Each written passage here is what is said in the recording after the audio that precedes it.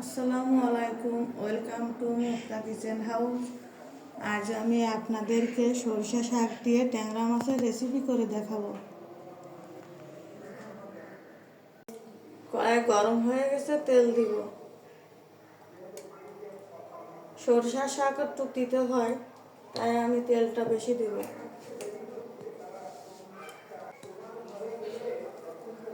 পেঁয়াজ কুচি, কাঁচা জাল,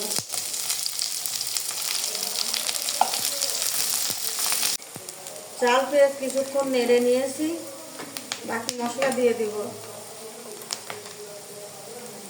জিরে রসুন বাটা একসাথে 2 চামচ দেব। লবণ পরিমাণ মতো,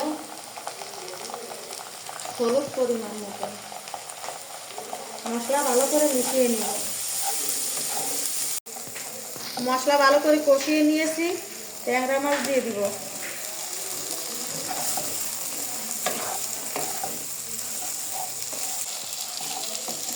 মাছ কিছুক্ষণ নেড়ে নিয়েছি, কষানোর জন্য পানি দিব।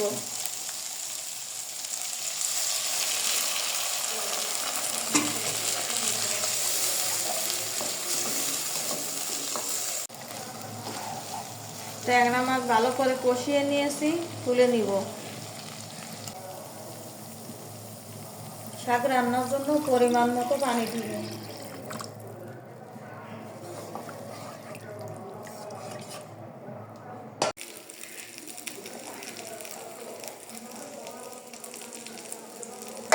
মশলা পানিতে জাল উঠে গেছে, সরিষা শাক দিয়ে দিব।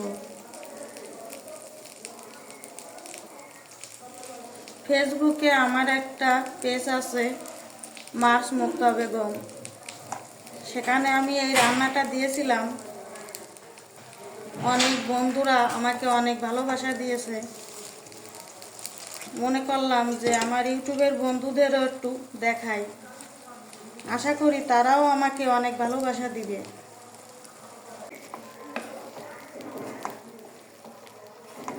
সরষে শাক ভালো করে মিশিয়ে নিয়েছি, এখন আমি সেদ্ধ হওয়ার জন্য 10 মিনিট ঢেকে দিব।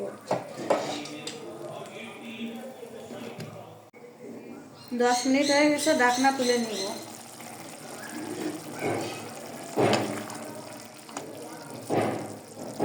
আলু শাক অনেকটা সেদ্ধ হয়ে গেছে, ট্যাংরা মাছ দিয়ে দিব।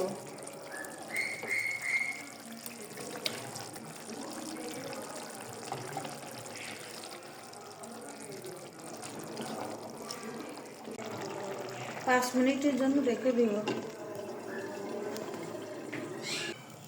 5 মিনিট হয়ে গেছে।